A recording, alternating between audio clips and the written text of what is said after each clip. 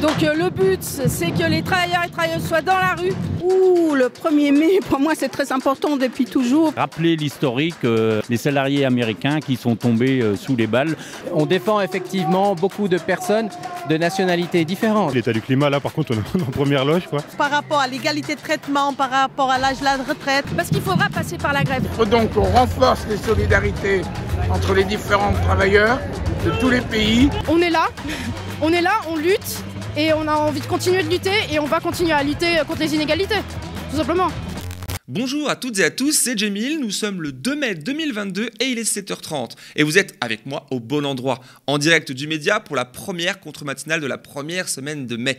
Et dans la série des premières, aujourd'hui est le premier jour après le 1er mai, sous le second quinquennat de Macron. Bon, il n'y a pas que les premières finalement, mais l'idée est là et c'est tout le sujet de cette contre-matinale spéciale 1er mai.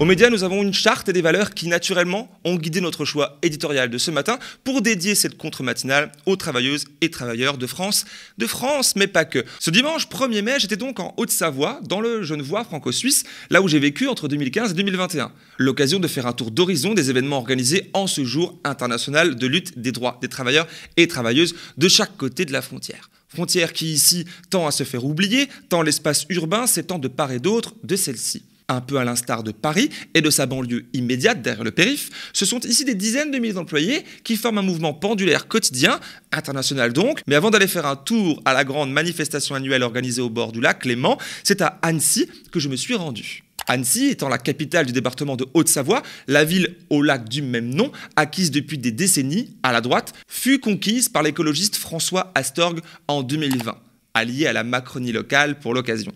Hier, c'est devant la Bourse du Travail d'Annecy que les locaux se sont donné rendez-vous à l'appel des syndicats. Une belle pluralité de sensibilités politiques était aussi présente dans un cortège festif de quelques centaines de participants. Ici, j'ai rencontré Samia Bruach-Chetibi, secrétaire générale de l'Union locale de la CGT Annecy. On regarde.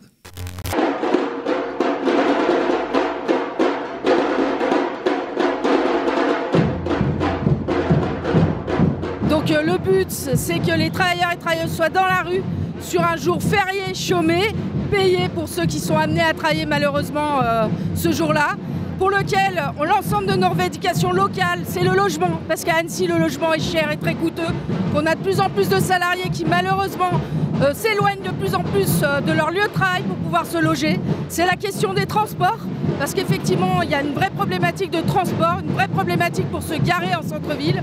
La question également aussi des personnes qui ne retrouvent pas de logement. On a une multitude de salariés qui dorment dans leur voiture ou dans la rue actuellement, il faut le savoir, dans les parkings du centre-ville d'Annecy. Est-ce qu'il y a des luttes en ce moment qui sont en cours et peut-être même des... j'ai entendu parler d'assaut, qu'il y avait des choses qui ont été gagnées? Tout à fait. Donc la lutte des Dassault, c'était 17 semaines de mobilisation des salariés argonnais qui revendiquaient une hausse de salaire. Donc leur revendication de base, c'était 200 € d'augmentation de salaire. Donc ils ont obtenu satisfaction au bout de 17 semaines de grève. Donc ils n'ont pas obtenu 200 €, mais ils ont obtenu 140 €, 80% de leur journée de grève payée. Donc c'est quelque chose qu'on n'a pas connu dans le département depuis de nombreuses décennies, je dirais. Donc voilà, et aujourd'hui ils n'ont pas fini, puisqu'il y a la nouvelle convention collective qui est proposée par l'employeur. Et cette nouvelle convention collective, malheureusement, c'est de la régression pour ces salariés à venir. Et la CGT n'est pas favorable, n'a pas signé d'ailleurs. Comment le syndicat se porte localement? Est-ce que vous avez plus d'adhérents, moins d'adhérents? Comment ça se porte avec ce succès de Dassault? Est-ce que ça a joué? La CGT, elle se renforce au quotidien, puisque les luttes, ça démontre, avec ce qui s'est passé à Dassault, on arrive à démontrer que quand on a une revendication locale dans la boîte de notre quotidien, en tenant compte de tous les aléas de la vie, on peut obtenir, mais en passant par un collectif. Si les salariés créent un cahier de revendication à partir de leurs aspirations, de leurs besoins du quotidien, avec ce cahier de revendication, on est en capacité de venir devant l'employeur et obtenir satisfaction par la grève. Parce qu'il faudra passer par la grève. Il n'y a que par ça. La preuve, elle a été démontrée par les Dassault. Donc c'est bien la preuve que quand il y a le rapport de force face à l'employeur, on gagne, on est gagnant.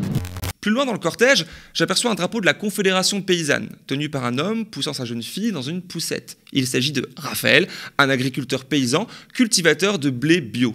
On l'écoute. Si je suis venu, c'est parce que toutes les luttes des travailleurs et travailleuses, c'est quelque chose qui nous parle bien.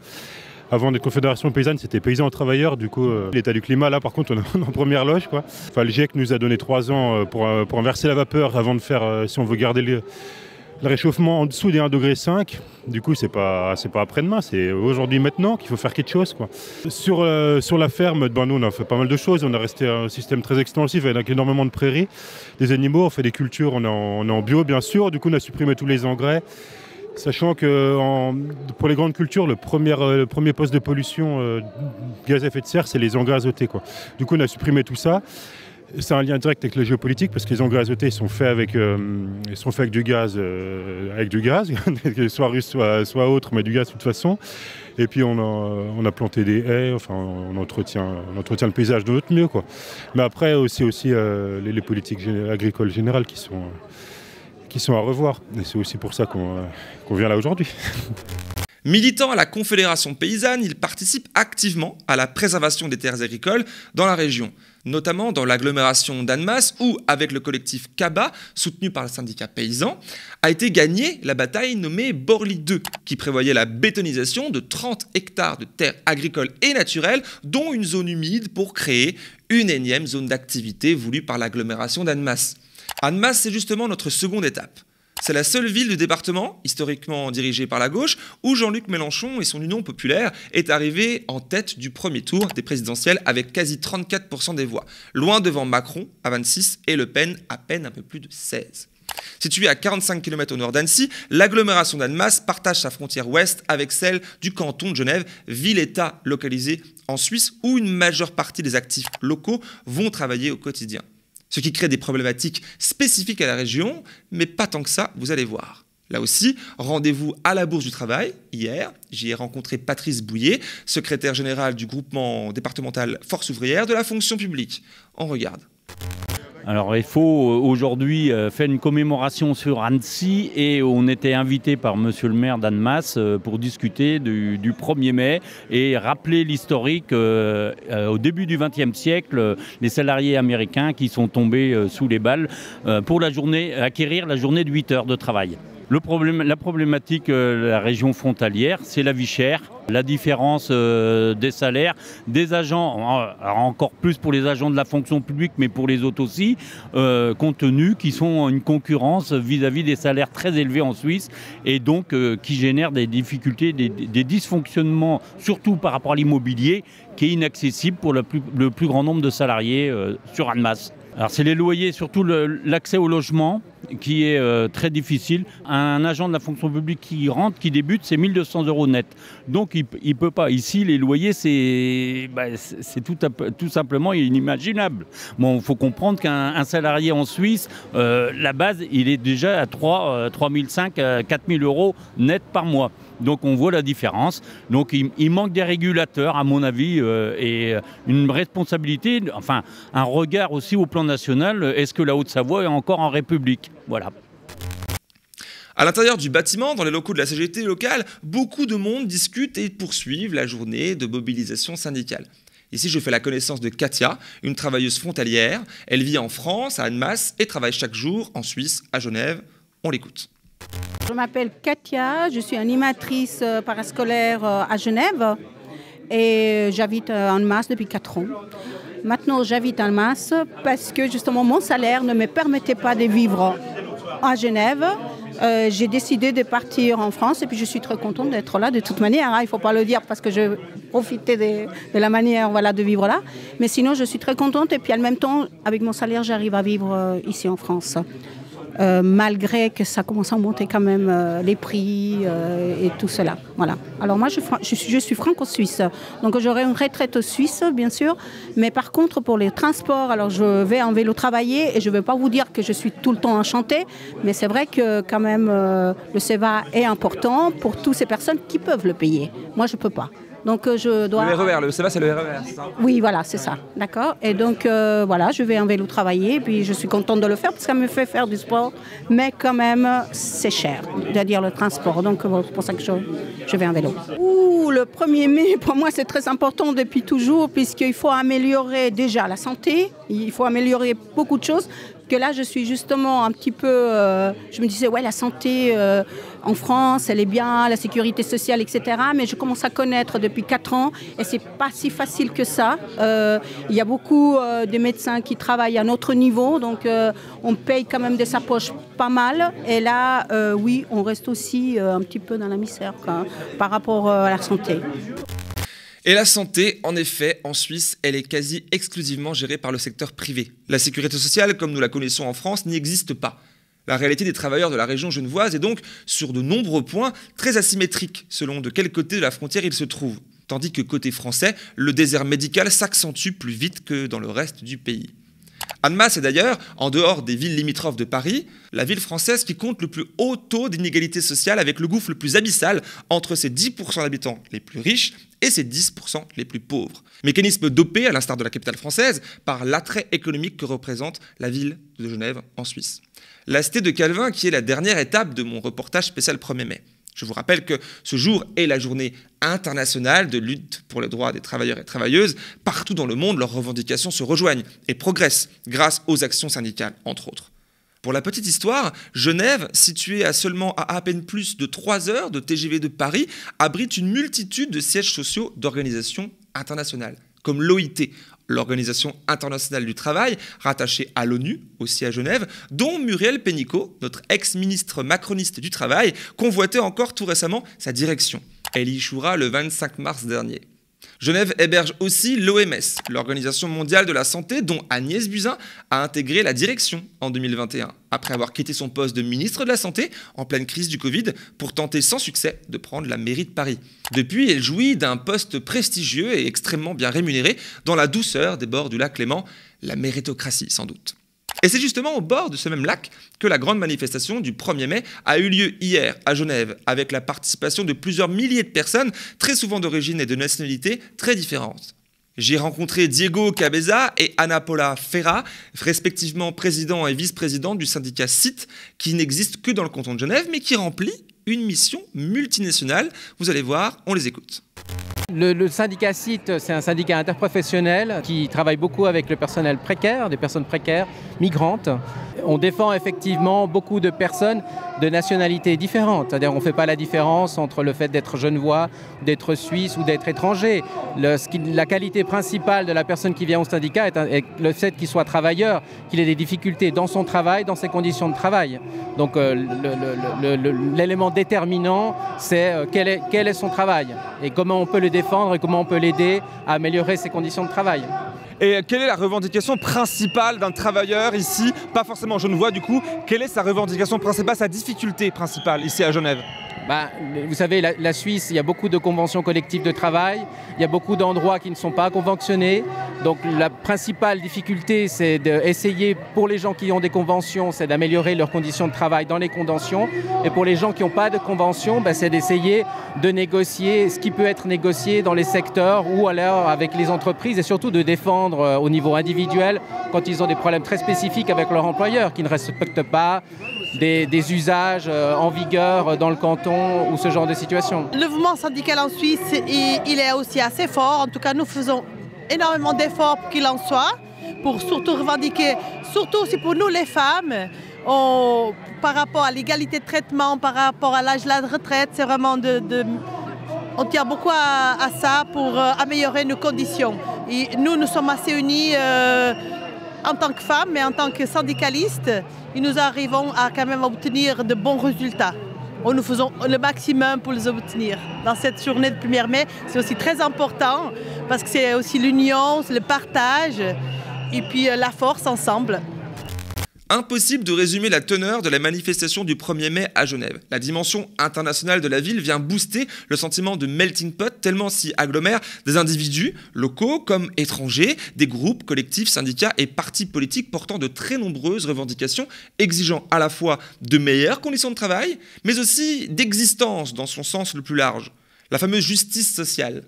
Justice sociale d'ailleurs aussi défendue par un important cortège antifasciste et anticapitaliste fermant la marche, scandant des slogans radicaux contre le système étatique et économique, groupe très surveillé, d'ailleurs de très près par une police suisse qui définitivement n'a rien à envier à la nôtre française niveau équipement.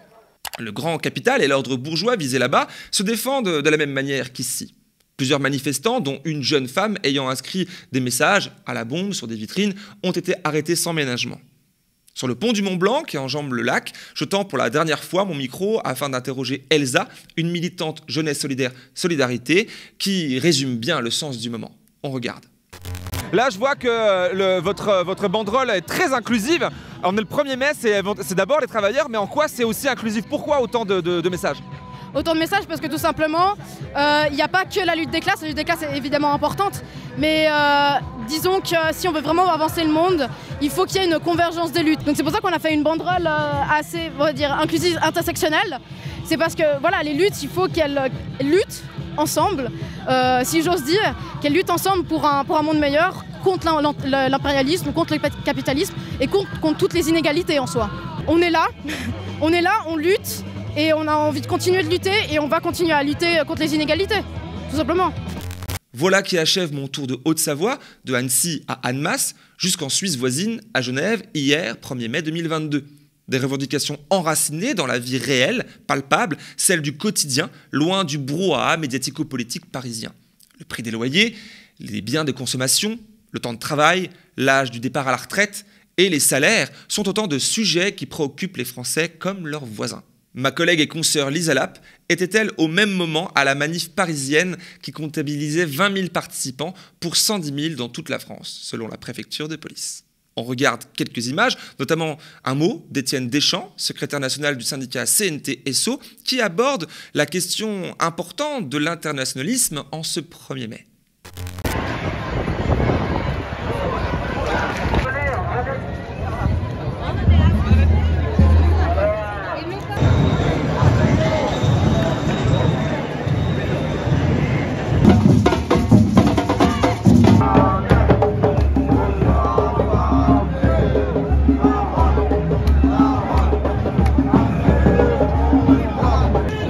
Les travailleurs dont on voit qu'il y a de nombreuses migrations intercontinentales sont exploités aussi bien au pays et encore plus ici. Et majoritairement, ils ne fuient pas le pays par plaisir. Ils viennent ici parce que les conditions économiques dont l'Occident est largement responsable, et ils fuient des zones de conflit où l'Occident et l'OTAN sont largement responsables. Il faut donc qu'on renforce les solidarités entre les différents travailleurs de tous les pays, qu'ils soient ici, en Afrique, en Asie. Est-ce normal que l'on achète des fringues produites dans les pays dits en développement, une misère, avec des salariés qui n'ont aucun droit, et que nous ici, des entreprises s'enrichissent en vendant cette production à très bas prix.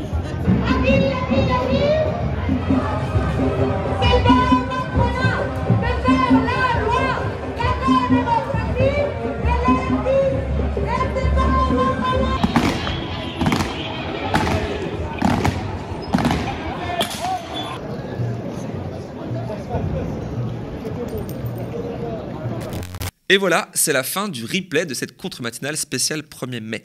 J'espère qu'elle vous aura plu. Exprimez-vous dans l'espace commentaire sous la vidéo. On vous lit toujours avec. Attention, bien évidemment. Au passage, coucou aux modérateurs et modératrices. Cette émission n'aurait pas pu avoir lieu sans Léo en régie image, sans Jordan en régie son, sans Ellie au cadre et sans ma consoeur Lisa Lapp à la chefferie d'édition et avec qui j'ai construit le contenu journalistique qu'on vous a présenté dans cette vidéo. Merci à elle et merci à eux. Tout ça pour créer aussi l'occasion de vous rappeler que le média, c'est des dizaines de travailleuses et travailleurs fixes comme pigistes qui œuvrent chaque jour, de la rédaction à l'administration en passant par la technique, pour vous offrir les programmes que vous appréciez depuis maintenant plusieurs années. Nous sommes en campagne d'abonnement. Soutenez-nous dès à présent sur lemediatv.fr/soutien pour dépasser le premier palier des 10 000 abonnés afin de nous permettre de garder la tête hors de l'eau et très vite d'envisager l'avenir ensemble plus sereinement. Vos dons, vos abonnements payants, réguliers évidemment, forment l'unique source de financement de cette machine médiatique indépendante et hors du commun qu'est le média. On vous remercie chaleureusement de votre soutien. Quant à moi, en plus de vous remercier de votre confiance, je vous donne rendez-vous comme d'habitude ici au plus tard mardi prochain et ailleurs pour la suite de nos aventures communes. D'ici là, bonne journée.